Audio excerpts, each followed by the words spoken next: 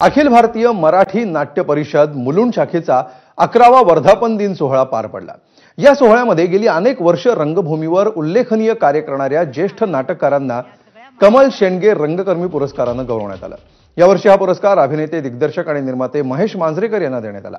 तसंच ज्येष्ठ लेखक, दिग्दर्शक गजेंद्र आहिरे आणि अभिनेत्री अंजली वळसंकर यांना सुद्धा या पुरस्काराने सन्मानित करण्यात आलं। एबीपी माझाचे मुख्य संपादक राजीव खांडेकर यांच्या हस्ते हा पुरस्कार प्रदान करण्यात आला। यावेळी बोलताना अभिनेते महेश मांजरेकर यांनी मुंबईतील मराठी माणसांचा टक्का कमी झाल्याची खंत व्यक्त केली।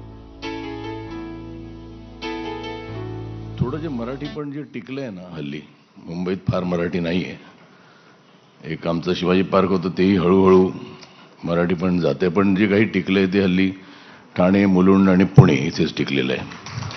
मी हा पुरस्कार स्वीकारतोय एक ॲप्रिसिएशन म्हणून, हे नाही तर काय म्हणतात ते, काय ज्येष्ठ कुठलं अवॉर्ड म्हणतात त्याला, जीवन गौरव, म्हणजे असं वाटतं रिटायर होतं बा, झालं तुझं गौरव झाला तुझा।